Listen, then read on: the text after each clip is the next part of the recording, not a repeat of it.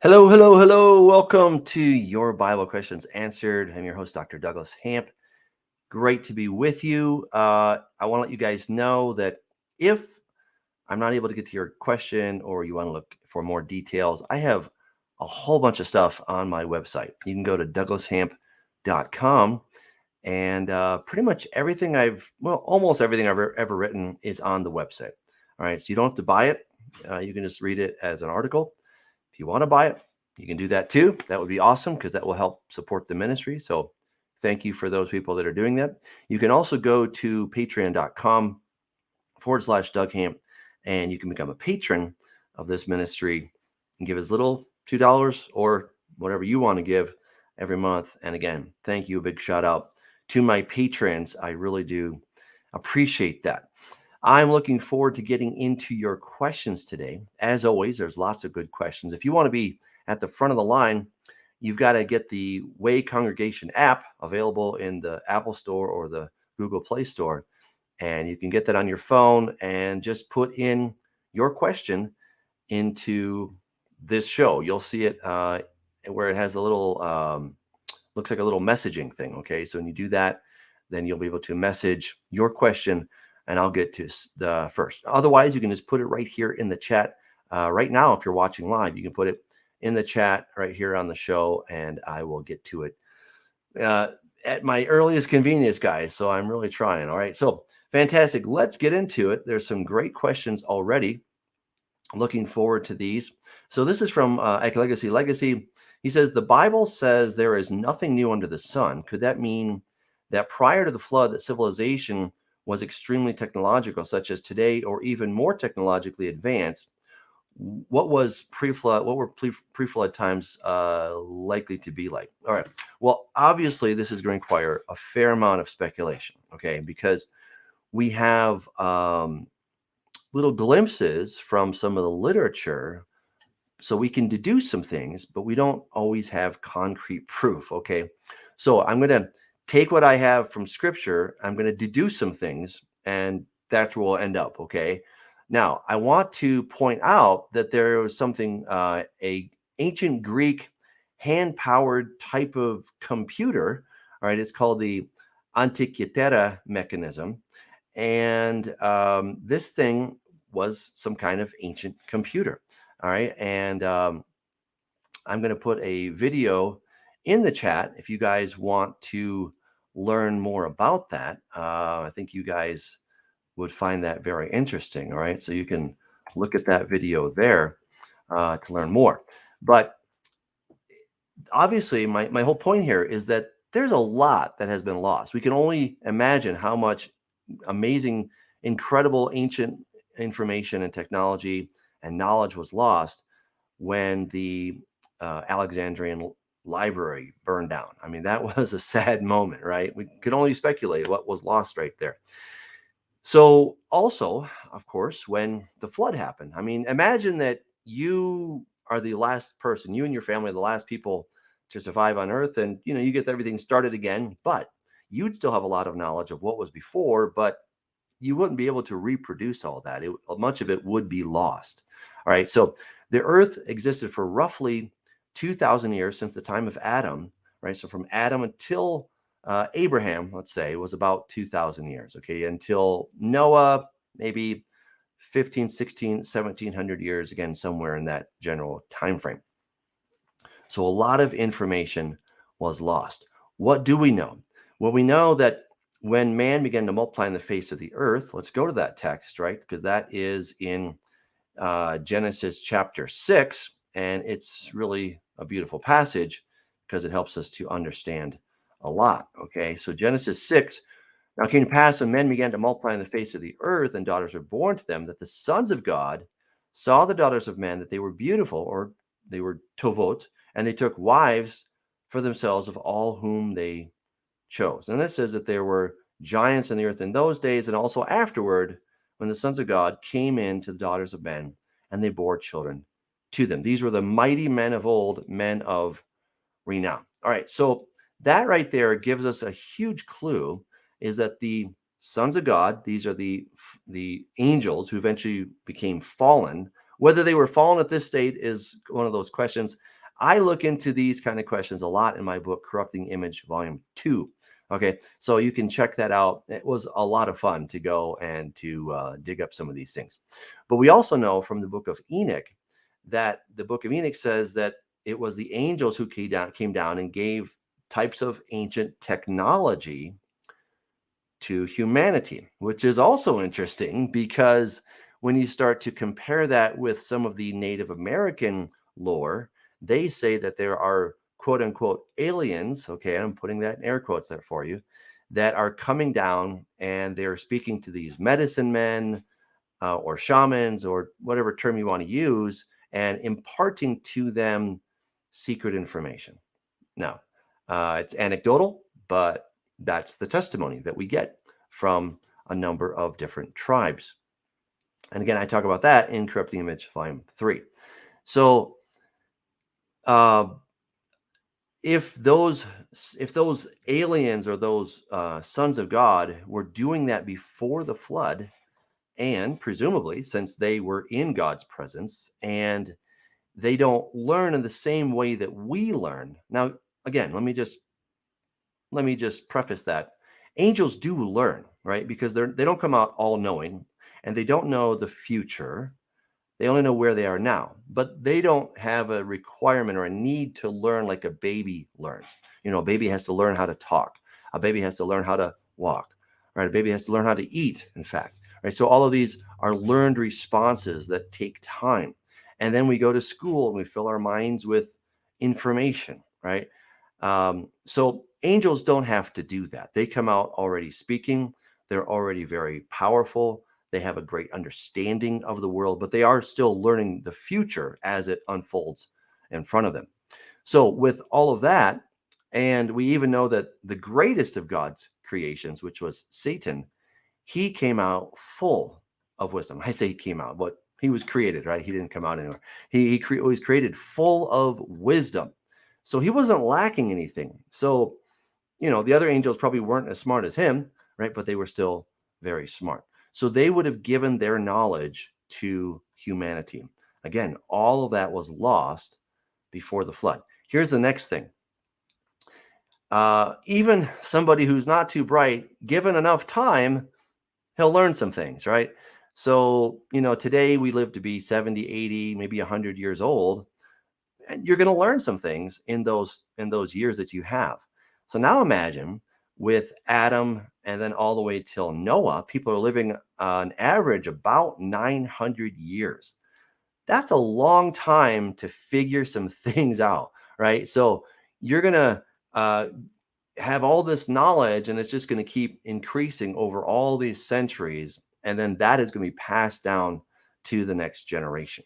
So it's entirely reasonable to expect that the pre-flood civilization would have had a very high level of technology, right? Just based on what we know from the lost technologies that we have today. Sometimes we're digging these up, such as in the video that I just recommended for you guys.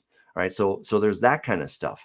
But then we also have the textual evidence that people were living very long, so they would have learned a lot. And if the angels were indeed, which I believe they were, coming down and giving types of technology, what is technology? It's just, here's a way to do something, right? To accomplish a task. That's what technology is.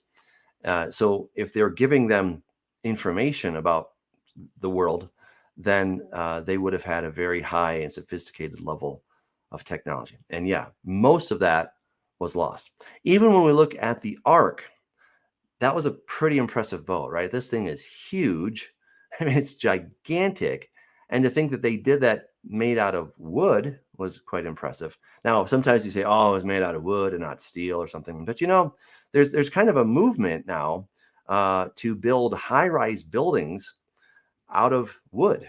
And this is thought to be a good thing instead of a bad thing, right? And we think, oh, well, skyscrapers have to be made out of steel and cement. But again, there's a movement to make them out of wood because wood is renewable, it's fairly breathable, and there's all these different benefits to using wood. All right. Now, whether you agree or don't, it doesn't really matter. But this is now some some people are really pushing for this. So, there are definitely advantages to having a wooden vessel. So anyway, yes, I think that there would have been a very high level of technology before the flood. Most of that was lost, except for whatever Noah and his sons and wife and daughters-in-law could have remembered and then passed on to the next generation. Probably a good thing, considering that the world was incredibly wicked and a lot of the things they learned were not beneficial. And so God wanted much of that knowledge to be lost.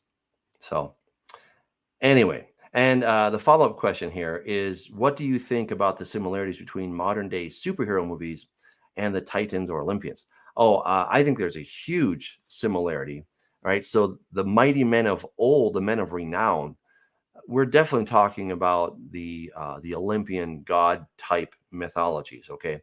And I'm putting mythologies again in air quotes because a lot of these things, while I don't believe there's a god named Zeus, I don't think there was a god named Hermes who had, magic shoes that could fly. I don't think that's quite the case.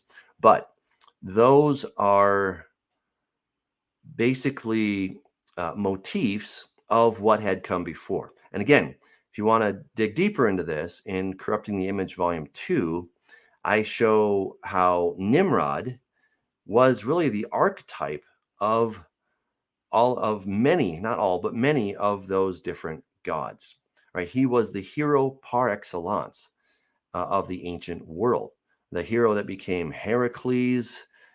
He's, and he was, I'm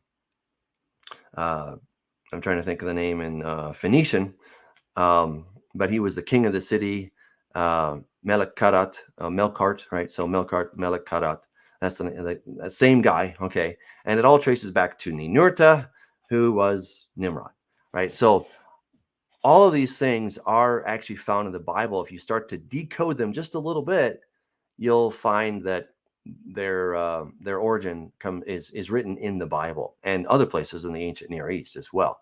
Now, I love going to Marvel and DC Comics. I love, and just enjoying those movies. I think they're a lot of fun.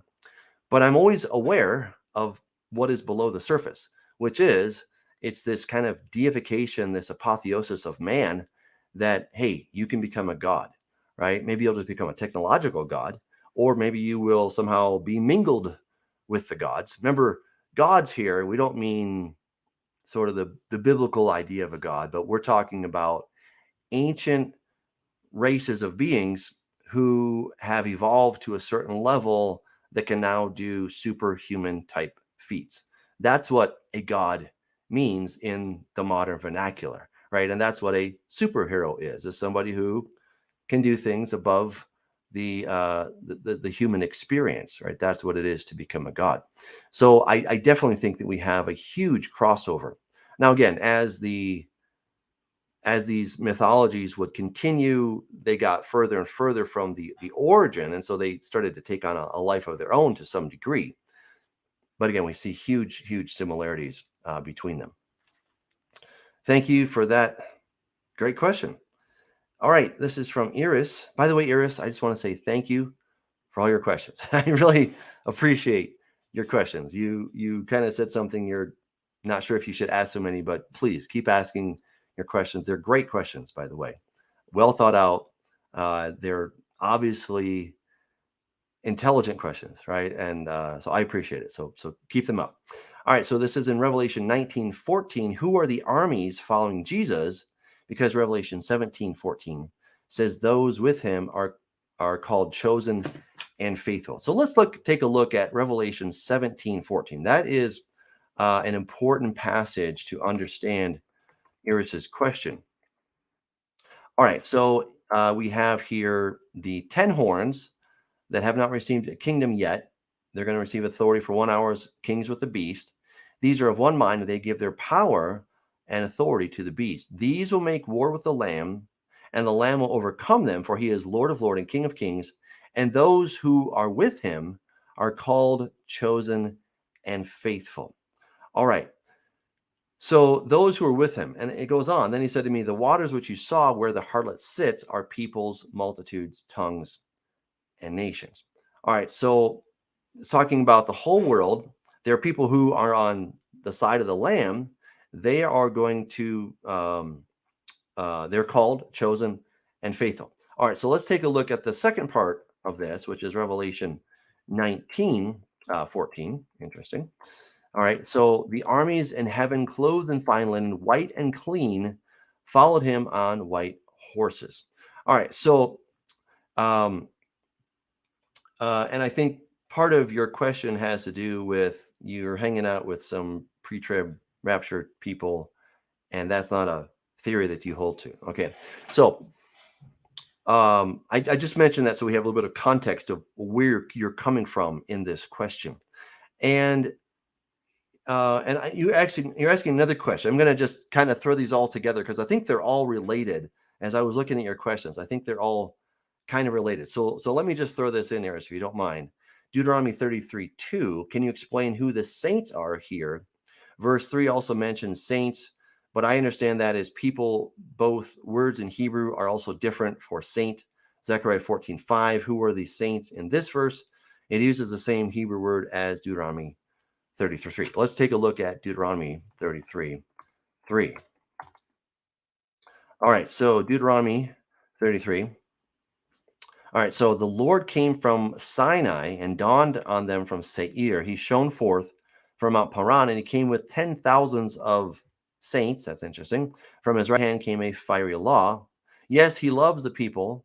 All his saints are in your hand. They sit down at your feet. Everyone receives your words. All right, so the word saints in Hebrew and in Greek, there's really only two words that we're dealing with here. Typically, I think there may be one alternate word, but typically the word that we're talking about is the word here we have kodesh or kedushim, right? Kadoshav. These are all from the word kadosh, right? Kadosh means holy. It's somebody who is set apart. Now, someone who is set apart is not always a righteous person. We know that a temple prostitute was a kedeshah, same root, not exactly righteous, but yes, set apart. Okay, she was set apart for the purpose that she was doing, which again wasn't a good thing. So here, the word holy can refer to any being who is set apart for God's service. Could be God's service. It could be either an angel, or it could be um, a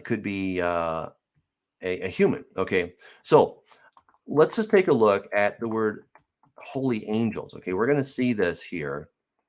So let me do this search here in English. Why is it? Oh, I know why. There we go. All right. So I'm going to just do that. All right. So notice here when Jesus is talking about when he comes back and all the holy angels with him.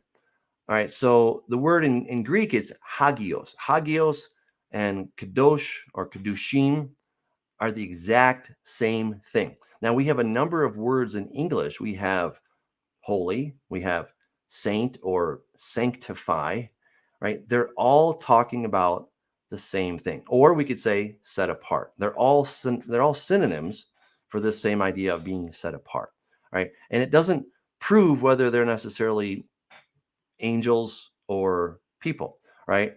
And so we have this again, Jesus talking about the Father and his holy angels. Now, why would he need to speak about holy angels? Well, because we know per Revelation chapter 12 that another reference here to holy angels in Revelation 14, but let me go to Revelation 12. We have this little battle that's happening between Michael and his angels, and with the dragon and his angels. Okay, so they're the same kind of being, but clearly on two different teams. Okay, so when Jesus or God talks about holy angels, he's talking about the ones that are on his side, right? And of course, Satan has his angels, right? So they're just messengers. That's all the word means. So we're trying to understand, exactly who we're talking about here. But we can also go to the book of Jude, because in Jude, it talks about those who came. Here we go. All right. So now Enoch, the seventh from Adam, prophesied about these men also, saying, behold, the Lord comes with 10,000s of his saints to execute judgment on all. Okay. So he's talking about he's coming with his holy ones and he's going to execute judgment on the bad guys. That's what these men are the ones that are the bad guys. So who are these bad guys? That's really the question. All right. So we go back to Deuteronomy 33, right? So this is the answer. The Lord came from Sinai and dawned on them from Seir. He shone forth from Mount Paran, and he came with 10,000s of saints. From his right hand came a fiery law for them. All right. So Jesus came, or excuse me, well, God came, right? He came. When he came to Mount Sinai, did he come with raptured individuals or with people who had been resurrected at that point? We have no indication that that's the case. Rather, he came with his angels, right? He came with his holy angels. Again, that's the word saint is holy, his holy angels, right? So this is how we kind of have to figure this one out because it's not entirely spelled out for us.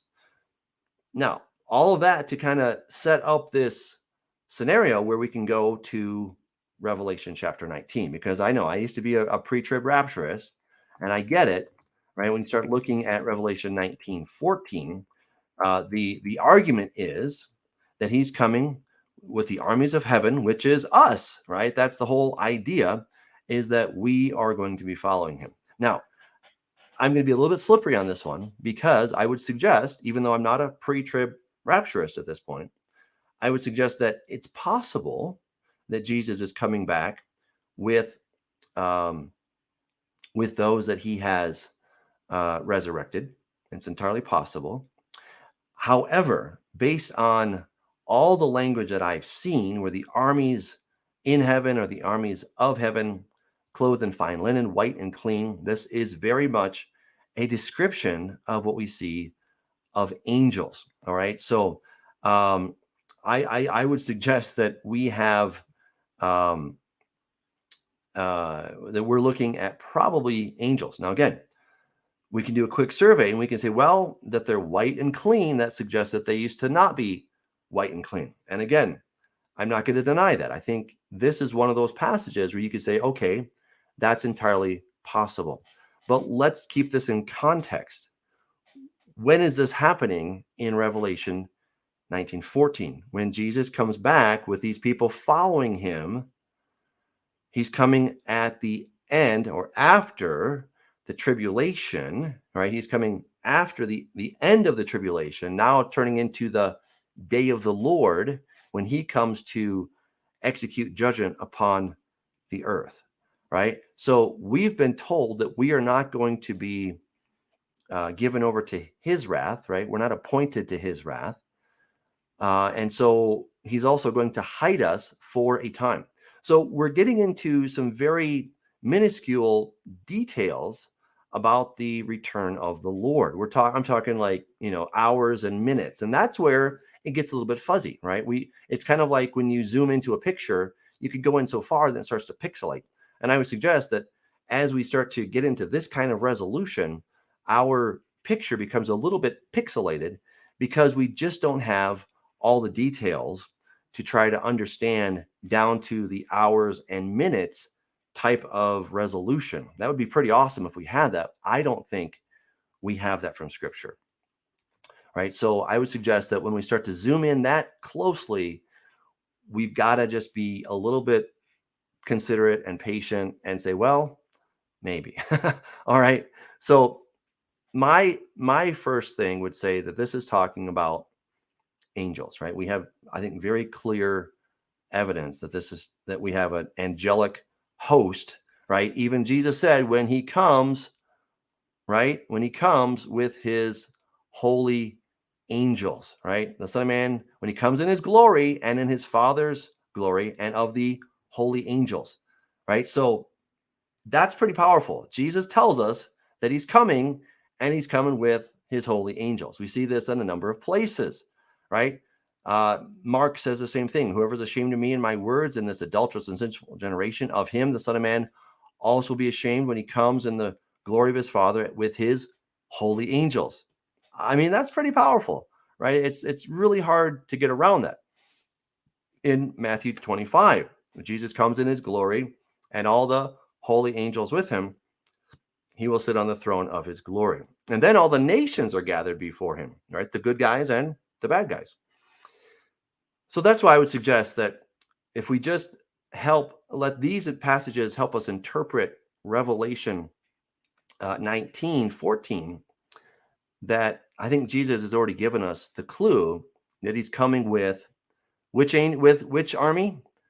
The holy angels. All right. Let me show you one more passage that I believe will help to strengthen this understanding. So this is Joshua chapter 6. So they cross over, and it's what, chapter 5, isn't it? I think it's chapter 5. Okay. Yeah. Okay. So they crossed over. There we go. Chapter 5. And it came to pass when Joshua was by Jericho that he lifted his eyes and looked, and behold, a man stood opposite him with his sword drawn in his hand. And Joshua went to him and said, "Are you for us or for our adversaries?" He says, "No, but as commander of the army of the Lord, I have now come." And Joshua fell on his face. Right. So this is Jesus. "What does my Lord say to his servant?" Then the commander of the Lord's army said to Joshua. Right. Now we know that the Lord, or Yehovah, is called the Lord of hosts, right? So that's the Lord Sevaot, right? Svaot, right? He's the Lord of armies. So throughout the entire Bible, the whole idea of these armies is not people, but it's his holy angels, which again is what Jesus said. He's coming back with his holy angels. All right, I'm going to rest on that one because I think if I say any more, I'm going to be beating a dead horse here, and I don't want to do that. All right. But I wanted to give you enough to latch onto to at least, to suggest that, the better argument, in my opinion, is that it's talking about angels. I think the weaker argument, far weaker, is that he's talking about raptured individuals in the pre-trib rapture sense of the word. Okay. I just don't think that fits very well at all. All right. Let's see here. So yeah, so I answered I think I got to all your questions. And again, Iris, I love your questions, so keep them coming, please. All right, this is from Hatal Kazal. Can you please explain why Yehovah wanted to take Moses' life in Exodus 4:24-26? Or is there something that I missed? Thank you and be blessed. All right, so let's look at Exodus 4. Okay, so this is kind of one of these things here. You're like, well, let's see, God just called him and now he's going to kill him. All right, something seems off here. And it came to pass on the way at the encampment that the Lord met Moses, and sought to kill him. Then Zipporah took a sharp knife and cut off the foreskin of her son and cast it at Moses' feet and said, "Surely you're a husband of blood to me." So he let him go. Then she said, "You are a husband of blood because of the circumcision." Whoa, isn't that a weird one? All right, so what's going on? Well, again, look at the text here. So God comes along. He's seeking to kill Moses, and then Zipporah knows exactly what to do. Right? That tells you that there's a whole lot behind the scenes that is not being spelled out. Right? And so again, this is one of these times when we have to just, understand kind of the backstory, right? I wish he had told us exactly what the backstory is, but I think we can deduce it with a pretty good success rate. All right. So how did she know what to do? Well, that's probably why God was coming to kill Moses, is because he was supposed to circumcise his son, but he had not. And the fact that she knew what to do, and she's pretty ticked off about this, "You're a husband of blood to me," seems that she was the one that was not willing to allow this. Okay. Now keep in mind, their kids are not young at this point, right? They got married about 40 years earlier, right? So, their kids at the very least are probably close to 30 years old. That's pretty late in life to get circumcised, all right? But you can just imagine the trauma that, Zipporah's like, come here, son. What are you doing, mom? Right? I got to do this because of your dad, right? And the God that he serves, or something. I don't know, whatever she said, right? But she wasn't happy about it. That seems to be the implication, right? You're a husband of blood to me. Seems that she was not willing. And apparently Moses kind of let this slide.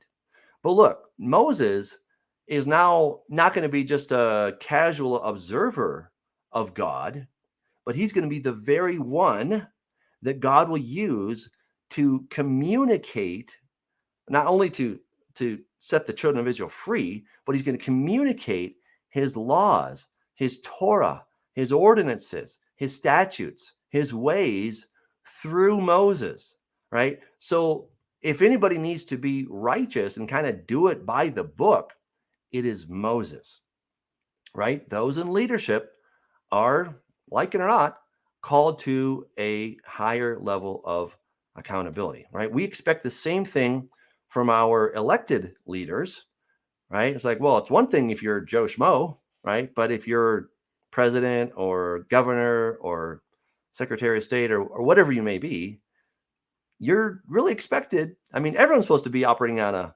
a truthful level, but we expect that even more. At least we hope so. We hope that we'll get that from our elected leaders, right? So that seems to be what's going on here, is that he had simply not circumcised his children as he was supposed to, as he knew to do, because he's a son of Abraham and he knew what had been passed down, and yet he simply did not do that. So to be part of this covenant people, the males had to be circumcised, and Moses was circumcised because his parents did it. But then with his own children, he kind of let this one slide.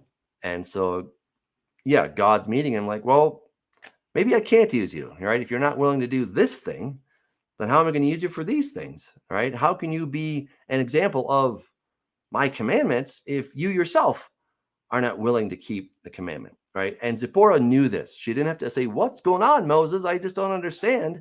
She got it exactly. She's like, oh, yeah. This thing that I've been against now is coming due. And I thought we could get away with it, but no. And that's a good reminder, right? We think that God's kind of like us and he'll forget things. And, well, he probably forgot about that thing 20 years ago. He doesn't forget. He really doesn't. And he's always just. He's always true. He's always righteous, which is a good thing, right? We sometimes wish that he weren't, but he's always good. He's always true. And he always remembers, okay? So you won't get away with anything. I guess that's the good news and the bad news, depending on how you look at it. But that's what was going on in that situation. Okay, thank you. Another question from Iris. Again, thank you, Iris. Who are the lost sheep of Israel? Those of the house of Israel or those of the house of Judah, or both? Wow. Okay, so that's really a good one. Well, so let's be clear. I want to take us over to Hosea chapter 1, because there we have a very clear distinction between the two houses. Okay, so he says, I will no longer have mercy on the house of Israel, yet I will have mercy on the house of Judah. Okay, so we see very clearly here that one house is getting mercy, the other house is not getting mercy, right? And when Jesus says that he came only for the lost sheep of the house of Israel, I would suggest that when he says that, he's only talking about this house of Israel right here. Who is the house of Israel? Well, namely, it is the 10 tribes, the northern kingdom.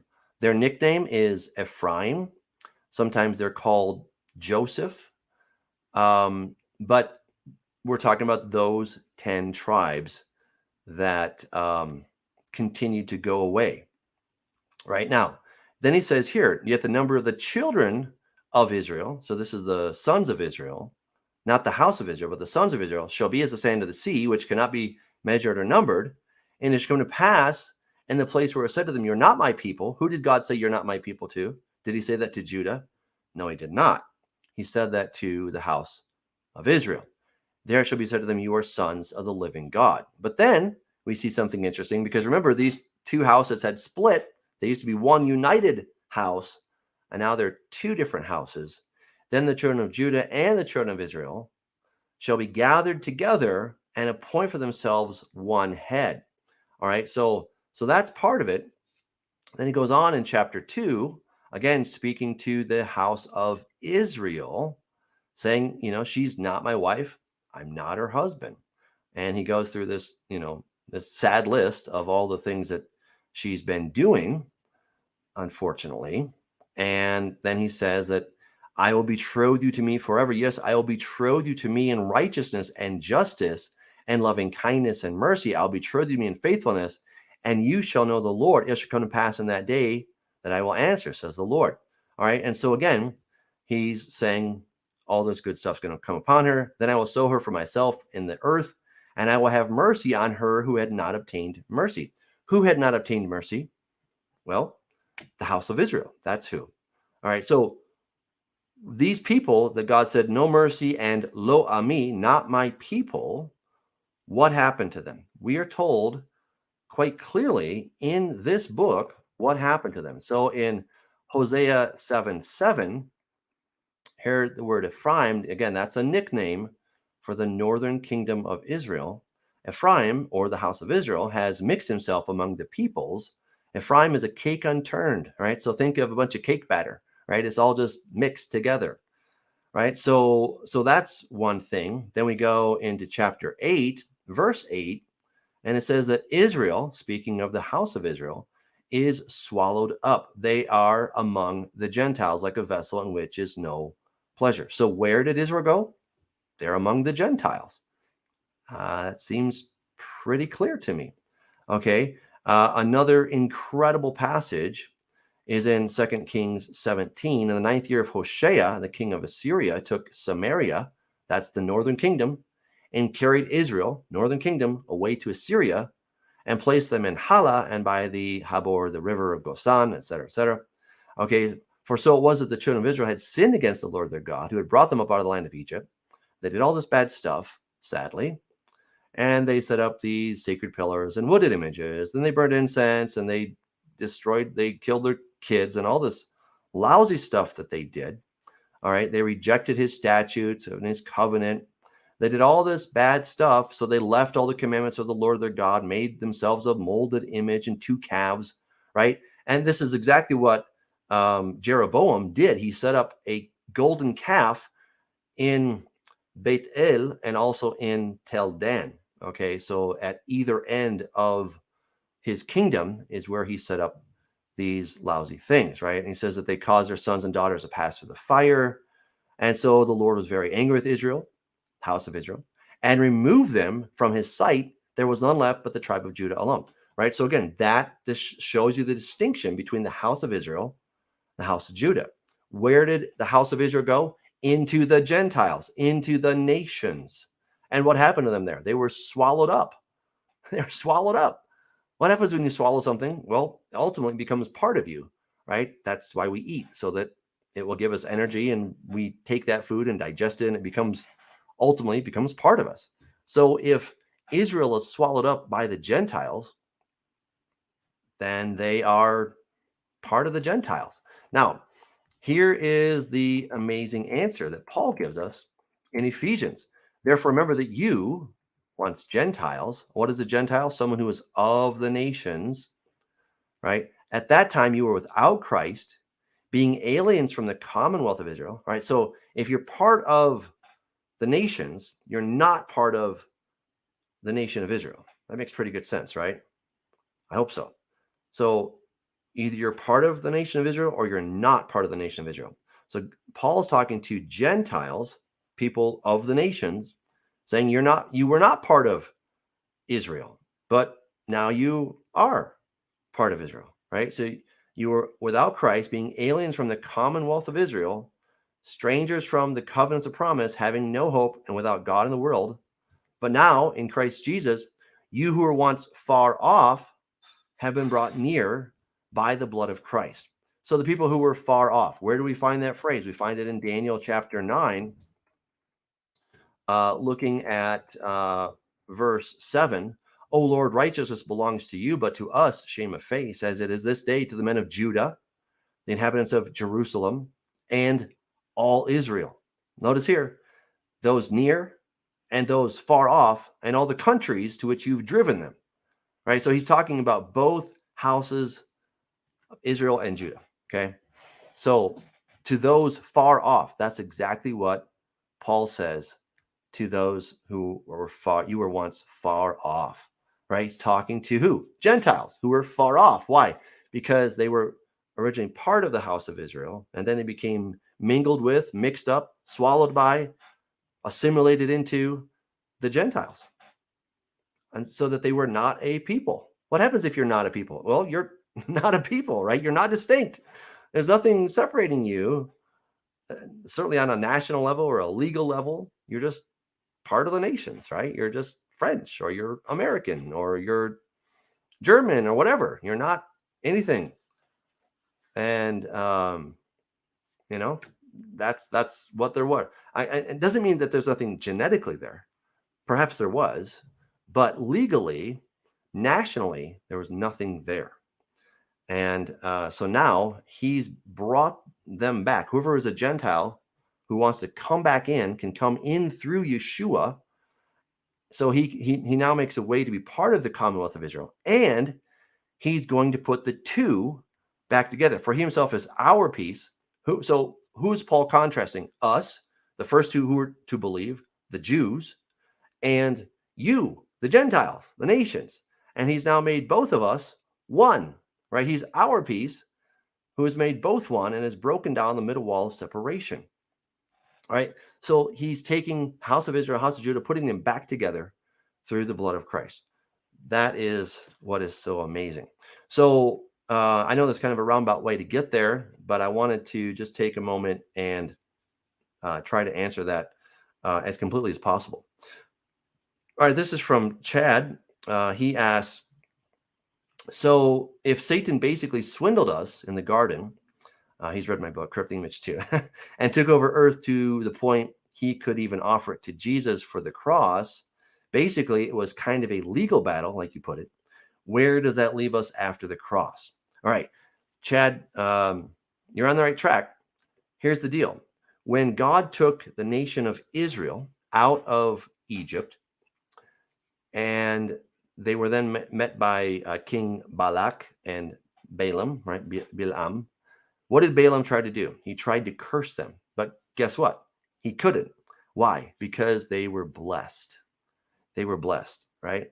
So this is kind of the same basic idea, right? What happened with Egypt was sort of on a microcosm. What happened at the cross was a macrocosm, if you will. So Satan and Balaam and Balak were trying to curse the children of Israel, but they couldn't do it. So what they had to do was to then get Israel to open up their gates, just like the gates of Troy, and let in the Trojan horse.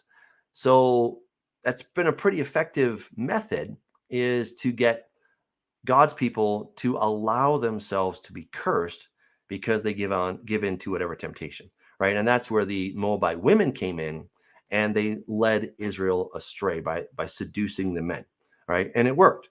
And God didn't necessarily blame the Moabites. I mean, they had their issues, but it said that God then, his wrath was against Israel because of what they were doing. Now, here's where it really is interesting, is in that same idea, we then find in Revelation chapter 2 and 3, where he's talking about those who have done the same thing. We have the Nicolaitans. Let me just get to the almost there we go. Okay, but I have a few things against you, right? Talking here to the church of Pergamos, because you have those those who hold the doctrine of Balaam, who taught Balak to put a stumbling block before the children of Israel to eat things sacrificed to idols and to commit sexual immorality, right? And guess what? Jesus is not happy about this. Thus, you also have those who hold the doctrine of the Nicolaitans, which thing I hate. Repent, or else I will come to you quickly, and I will fight against them with the sword of my mouth. All right, so the strategy that Satan has had, pretty clever, is okay. God's people are untouchable, right? They're now blessed. And the legal authority that Satan once held, he lost at the cross. So he can't use that same tactic. But what he can do and has been doing very effectively is to get us, the church at large, to say, okay, I'm going to give in to temptation. I'm going to give in to these things I shouldn't do. And when I do that, I'm opening the doors of my own heart, my doors of Troy, and letting in the Trojan horse. And then I can be beaten from within, right? So there's no longer an attack from without, per se, but it's now an attack from within. And that's the genius of Satan's attack. It's a lousy genius, but clever nevertheless, right? So that is, I believe, the essence of your question. And okay. All right. Next question. This is from Sean. Are the 24 elders in Revelation 4:10 the same that are in Matthew 25, 52, and 53? If not, is there any insight as to who they are? So let's take a look at Matthew 27, 52. And it is interesting, right? So when Jesus dies, the veil of the temple is torn in two, graves were opened, and many bodies of the saints who had fallen asleep were raised. And coming out of the graves after his resurrection, they went into this holy city and appeared to many. All right. So many bodies. Could that be 24? Sure. That would be quite a few. But it could also be 100. It could be even more, right? We just don't know. It's one of those details that it's kind of like, yeah, that's interesting. But we can't really say who it is. And I think it's rather risky to suggest that the 24 elders are necessarily the ones that were resurrected. Is it impossible? I don't think it's impossible. But I don't see any other branches kind of connecting those two things together. So, and it would only suggest that 24 were raised when it could have been more. So I don't know that we have a really clear insight. It is interesting that David set up 24 orders of priests. So that's interesting, right? Of course, we have 12 plus 12, right? 12 sons of Jacob, 12 apostles. That seems very interesting as well. So maybe it's the 12 disciples plus the 12 sons of Jacob. Maybe. Could it be 12 Levitical priests? Maybe. I just don't know that we can really settle on any one thing because, unfortunately, the book of Revelation doesn't give us enough of a clue to be able to say this is who it is. Right. So I think any one of those theories, and there may be more that seem plausible, and maybe, they're plausible, right? But I don't know that we have a slam dunk to really decide who they are. All right. Let me, let's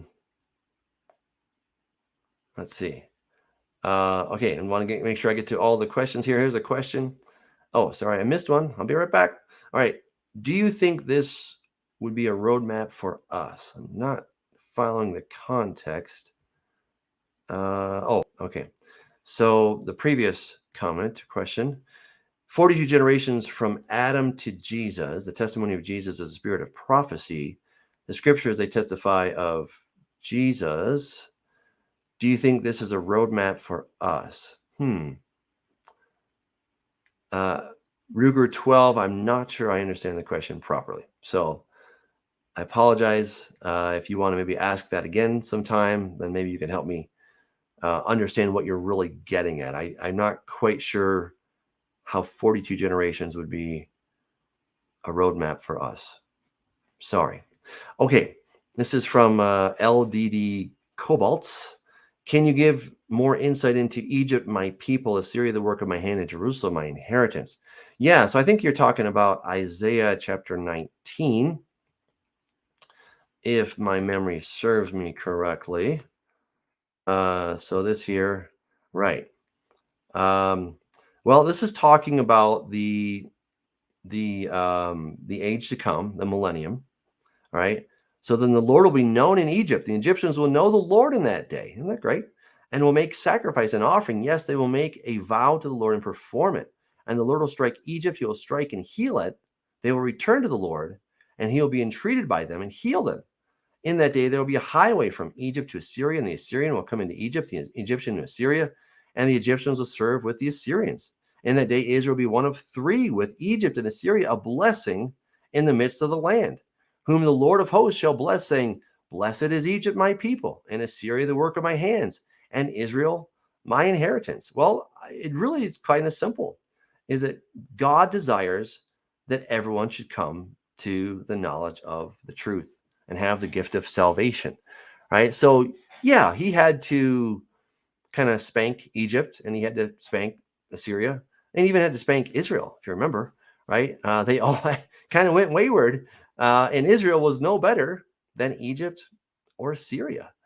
So they had their problems. In fact, in the book of Revelation, Jerusalem is even likened to Sodom and Gomorrah, right? So that's not good.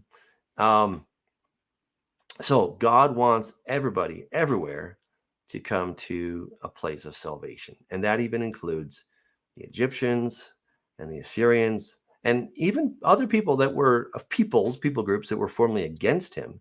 He's going to do a redeeming work in them so that they, on a national level at least, can come and be part of this. Because we know that during the time of the millennium, right, all the nations are going to come up to him. There will be individuals who fall off, yes, but on a grand national level, all the nations will come up before the Lord, and they will learn of the Lord and of his ways. So that's going to be a pretty exciting time. But that the context of that is in the millennium. Okay. All right. Very good. Let's see here. This is one. Nano Glitch says, where did Lot's daughters get the alcohol? Well, so they went to a city, right? So let's take a look there at Genesis chapter 12. All right, so Genesis chapter, not 12, but 19, sorry. All right, so here we are. You got to get out of the city. You got to get out of here.